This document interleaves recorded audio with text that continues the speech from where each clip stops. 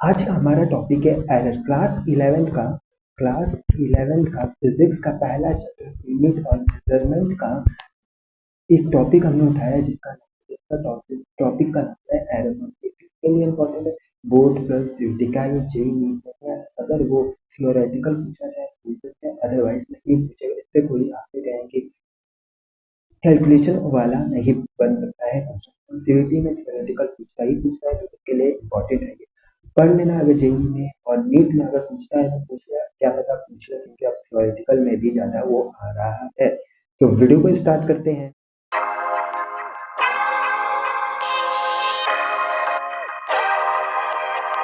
Arun Gupta, welcome to the platinum day. Class 11 का कौन सा टॉपिक उठा के लेके आए हैं? एरर। एरर को पूरा डिटेल एक्सप्लेनेशन देंगे। डिटेल में पूरा पढ़ लोगे इस टॉपिक को, फिर आपसे इस टॉपिक से रिलेटेड आपको कोई डाउट नहीं होगा। तो आगे बढ़ते हैं। तो टॉपिक टू बी कवर्ड, इस टॉपिक में हम क्या क्या कवर करेंगे? एरर को पूरा कंप्लीट करेंगे। आप लोग इतनी मेहनत करें और गलत हो जाए तो होगा, इसलिए हमें कर लिया। तो ये किसके लिए इम्पोर्टेंट? बोर्ड प्लस सीयूटी दोनों के लिए इम्पोर्टेंट, ठीक है। उसके बाद तो क्या है, एरर को हम करते हैं पूरा डिटेल में। इसके बाद आपके सामने कोई डाउट नहीं होगा, नो डाउट। इस वीडियो के बाद no doubt. After this video there no doubt. Sorry, गलत हो गया। इस वीडियो के बाद आपके पास कोई भी डाउट नहीं होगा इस टॉपिक से रिलेटेड। और इस टॉपिक से रिलेटेड थियोरेटिकल पूछना पड़ेगा तो आपको क्लियर समझा रहा हूँ कि आप खुद से भी आंसर बना सकते हो, जनरेट कर सकते हो, ठीक है। पहला है सिस्टमैटिक एरर। इसको हम कंट्रोलेबल कहते हैं, इसको कंट्रोल कर सकते हैं। कुछ ऐसा एरर होता है जिसको हम खुद से कंट्रोल नहीं कर सकते, हम चाह के भी उसको कंट्रोल नहीं कर सकते। उसको हम अलग टॉपिक जैसे ग्रॉस एरर, रैंडम एरर के कैटेगरी में उसको हम डिफाइन करते हैं। तो इसको हम पढ़ते हैं। Systematic error. Systematic error are those error cause are known. They can be either positive or negative. Due to the known cause, error can be minimized. Systematic error can further be classified into three categories. जो systematic error होता है इसको हम जानते हैं कि ये error हुआ है। हम ये मतलब ये नोन एरर होता है, ये नोन एरर होता है। हम इसको जानते हैं कि इसमें एरर होता है। इसमें या तो पॉजिटिव एरर हो सकता है या तो नेगेटिव एरर हो सकता है। इस एरर को हम मिनिमाइज कर सकते हैं। और इस मिनिमाइज कर सकते हैं कैसे करेंगे वो हम डिटेल में पढ़ेंगे। पहले हम देखते हैं कि तो ये सिस्टमैटिक एरर तीन कैटेगरी में क्लासिफाइड है। तीन में इसको हमने डिफाइन मतलब तोड़ा है। कौन कौन सा तीन है देखते हैं। तो पहला है एनवायरमेंटल एरर, दूसरा है इंस्ट्रूमेंटल एरर और थर्ड है ऑब्जर्वेशनल एरर। ऐसा एरर कोई इंस्ट्रूमेंट से हो जाए, एनवायरमेंट से हो जाए, ऑब्जर्वेशनल एरर होता है। इस एरर को हमने मतलब सिस्टमैटिक एरर को तीन कैटेगरी में डिफाइन किया और ये तीनों को हम पूरा डिटेल में पढ़ेंगे, ठीक है। तीनों को हम बहुत डिटेल में पढ़ेंगे। पहला एरर है सिस्टमैटिक इंस्ट्रूमेंटल एरर। पहला हम एरर उठा रहे हैं इंस्ट्रूमेंटल एरर, सिस्टमैटिक एरर का पहला फर्दर हमने तीन कैटेगरी में डिफाइन किया था। तीन कैटेगरी में डिफाइन किया, तीन कैटेगरी। पहला है इंस्ट्रूमेंटल एरर।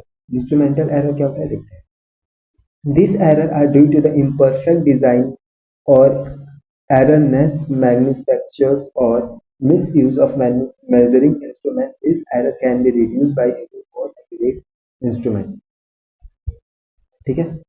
नहीं समझ में आया? समझा। देखो, ये जो एरर होता है, ये जो इंस्ट्रूमेंट आता है ना, उसका जो डिजाइन होता है, तो जो डिजाइन होता है जैसे हम बहुत जैसे सामान बताते हैं तो उसकी क्वालिटी बेकार होती है। तो इंस्ट्रूमेंटल एरर में एक हम क्वालिटी भी ले सकते हैं कि अगर क्वालिटी खराब है तो ये एरर हो सकता है। कुछ होता है कि मैन्युफैक्चरिंग से खराब होता है। जैसे हमने एलईडी लाइट खरीदा दुकान से और हमने घर पे चेक किया। अगर हमने घर पे चेक किया तो वो जलता नहीं, तो पहली बात तो ये इंस्ट्रूमेंटल एरर पहले से आ चुके हैं, हम इसको बदल सकते हैं, ठीक है। और ऐसे भी हो सकता है कि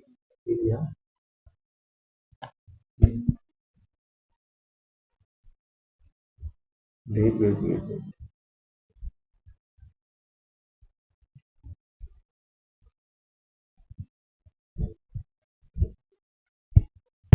ठीक है।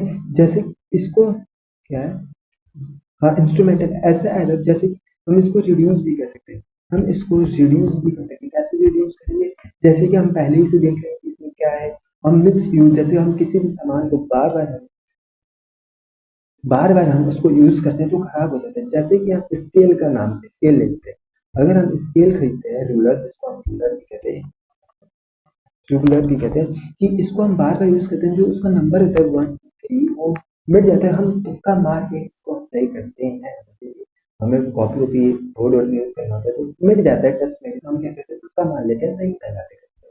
तो वो एक तरफ से इंस्ट्रूमेंटल है, हम बार बार दिस यूज करके हम उसको, जैसे कि हम उसको रब करने में भी यूज कर लेते हैं, स्टील को हम रब करते हैं स्केल को, तब भी वो हो जाता है। आपको मैं दिखा देता हूँ, 1 मिनट।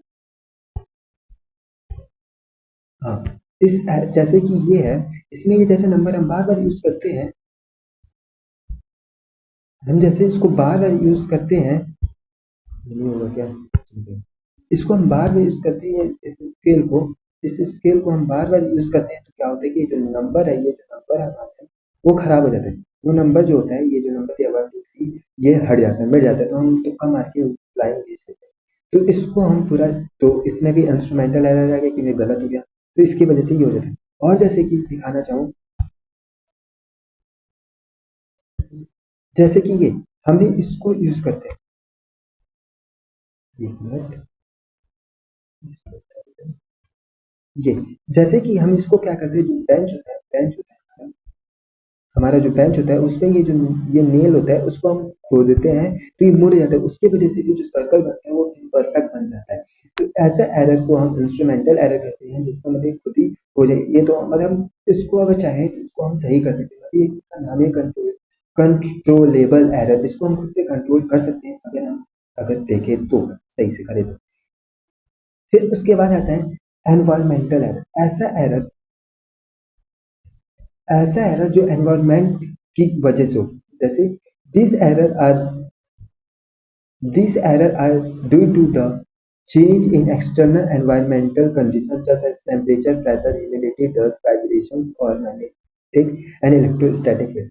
आप मैग्नेटिक और इलेक्ट्रोस्टैटिक फील्ड आप क्लास 12th में पढ़ोगे, पहला ही चैप्टर, और मतलब इलेक्ट्रोस्टैटिक पहला चैप्टर, ये चौथा, ये पांचवा चैप्टर में आप इस टॉपिक को पढ़ेंगे। उस टॉपिक को छोड़ते हैं, हम आते हैं इधर एनवायरमेंटल एरर को। ये एरर ऐसा एरर जो एक्सटर्नल हो, जो एनवायरनमेंट की, जैसे कि आपने पूरा सेटअप किया, आपने पूरा सेटअप किया, 1 मिनट,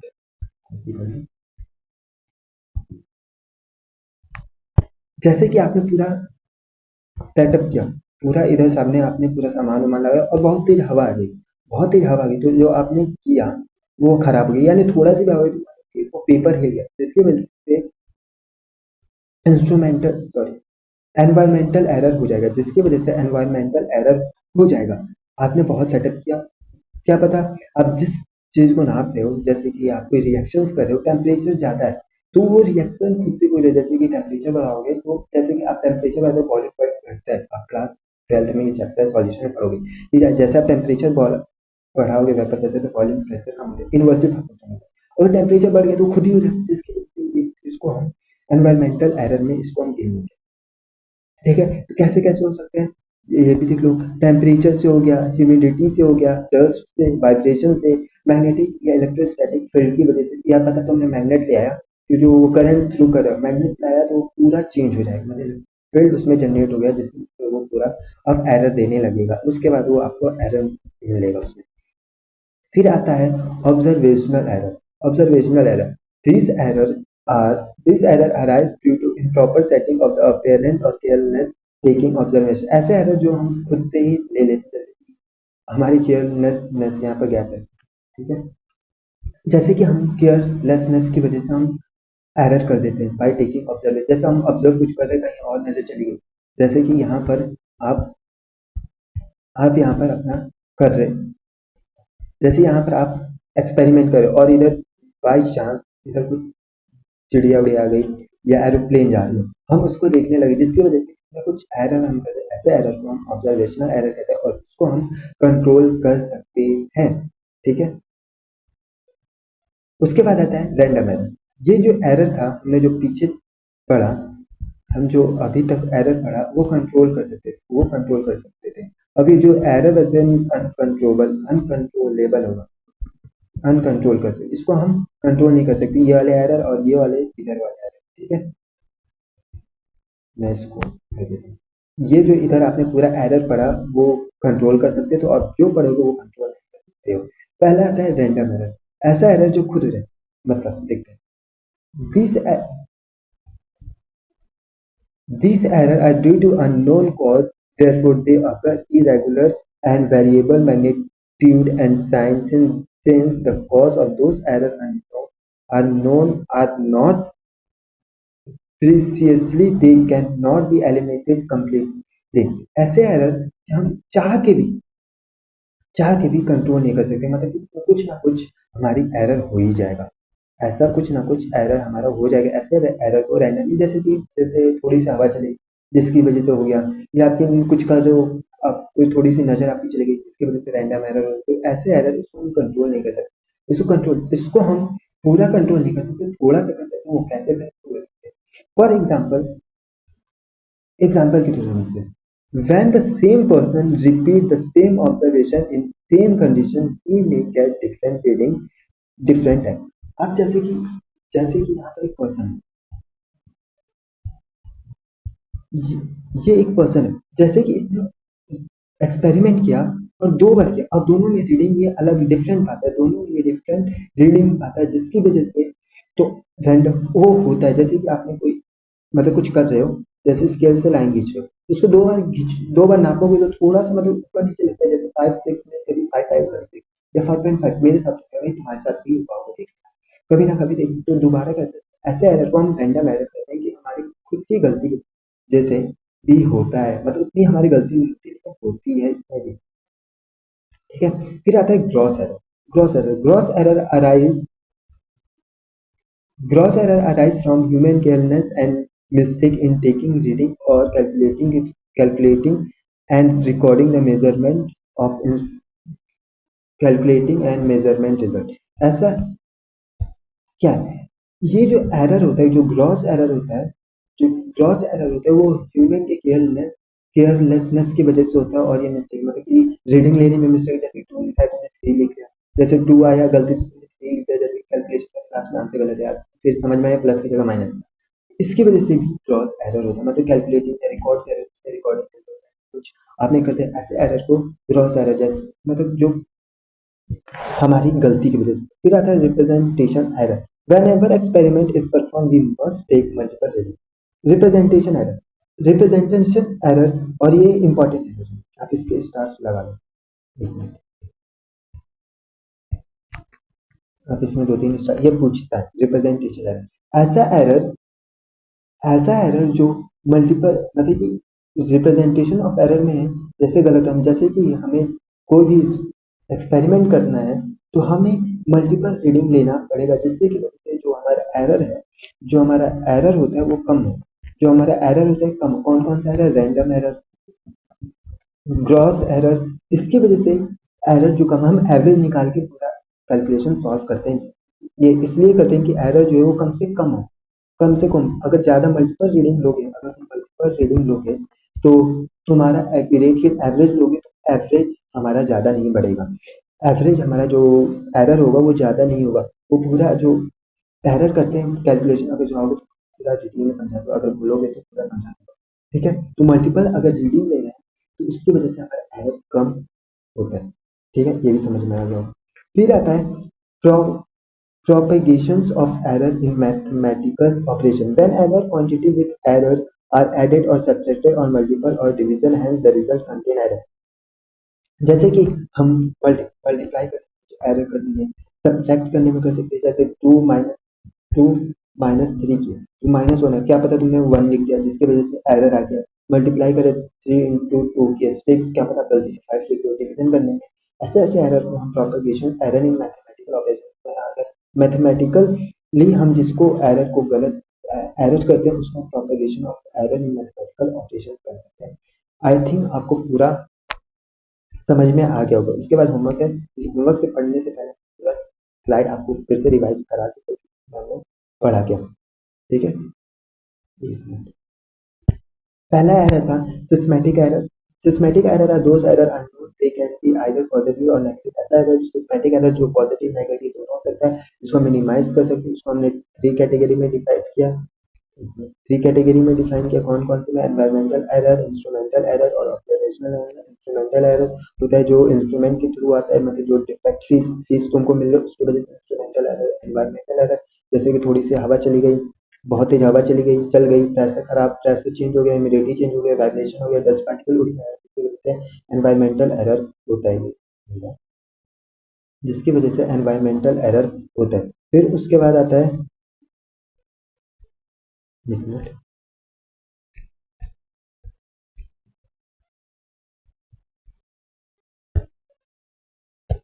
उसके बाद आता है ऑब्जर्वेशनल एरर। इसमें क्या है?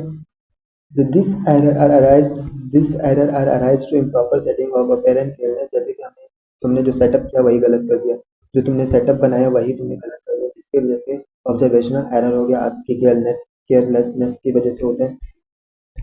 उसके बाद आता है रैंडम एरर, जो खुद से हो जाए, जो मतलब कि बहुत रैंडम एरर, जो मतलब कि बिन ना चाह के भी हो जाए। दिस एरर ये अननोन होता है, इसको हम 100% सॉल्व नहीं कर सकते। 100% एरर को हम सही नहीं कर सकते हैं, लेकिन 100% अगर है तो वो बेवकूफ है, क्योंकि 100% हो नहीं सकता है। जैसे कि हमने तुमने एक एक्सपेरिमेंट किया, उसमें 2 बार किया और दोनों बार रीडिंग अलग अलग है, तो ये रैंडम एरर है। उसके बाद है gross error. Gross error arise from human careless mistake in taking reading और कैलकुलेटिंग एंड रिकॉर्डिंग मेजरमेंट। जैसे कि तुमने रीडिंग भी गलत ले ली या कैलकुलेशन गलत कर ली, इसको हम क्रॉस एरर कहते हैं। फिर आता है रिप्रेजेंटेशन एरर। रिप्रेजेंटेशन एरर क्या होता है? Whenever experiment perform we must take multiple error. Representation error, अगर कोई एरर है तो मल्टीपल रीडिंग लेके उसको हम कम कर सकते हैं। रैंडम एरर, रैंडम हम 100% हम हटा नहीं सकते, बट हम कम कर सकते हैं। उसके बाद आता है propagation of error in mathematical. जैसे हम मल्टीप्लाई, सब्ट्रैक्ट, डिवीजन और ऐड करने में एरर करते हैं, उसको हम प्रॉपर वो मैथमेटिकल एरर भी कहते हैं, इसको मैथमेटिकल एरर भी कहते हैं। और ये वाला एरर, ये रिप्रेजेंटेशन एरर मैंने लगा दिया,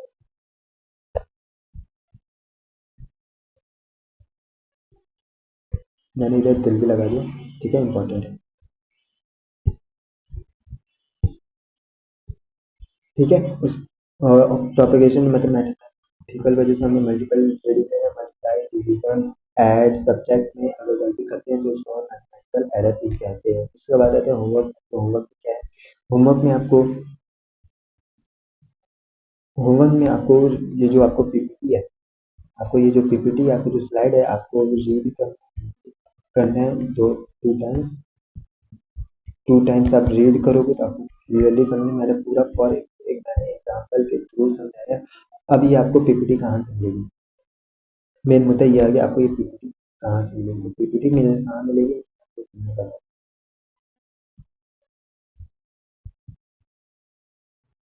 ठीक है, ये पीपीटी आपको कहाँ मिलेगी?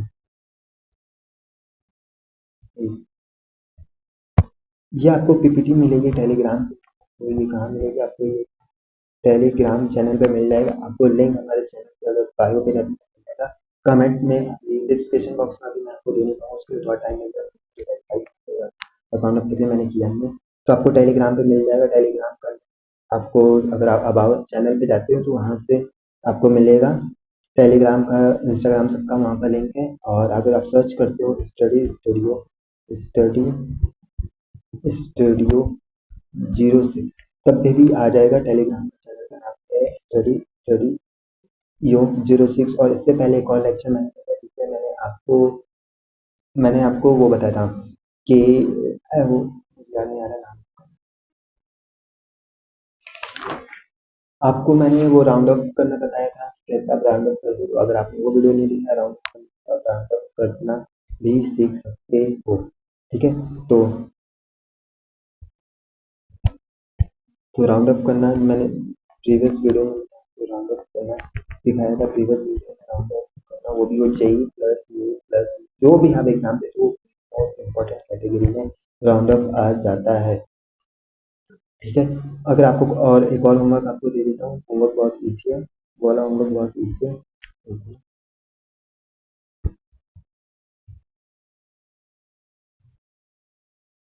ठीक है। वो होमवर्क में क्या है कि आपको कोई भी टॉपिक पढ़ना है, कोई भी आपको टॉपिक में डाउट है तो कमेंट सेक्शन में आपको बोल देना है, कमेंट सेक्शन में आप लिख देना कि मुझे ये टॉपिक में एक पर्टिकुलर टॉपिक हो गया तो पर्टिकुलर टॉपिक, और या चैप्टर बोलोगे 11th प्लस 12th पीसीएम का कोई भी टॉपिक बोलोगे मैं आपको समझा दूंगा, पूरा अच्छे से क्लियर कर दूंगा। तो तब तक के लिए आपको thank you very much. Homework क्या है कमेंट सेक्शन में बता देना, टॉपिक मुझे कमेंट सेक्शन में चाहिए कि आपको ये टॉपिक समझना है मुझे, ठीक है। इंस्टाग्राम पे भी बता सकते हो, इंस्टाग्राम पे भी बता सकते हो, ठीक है। 12th प्लस 11 कोई भी 11th प्लस 12th पीसीएम। तो तब तक के लिए बाय बाय।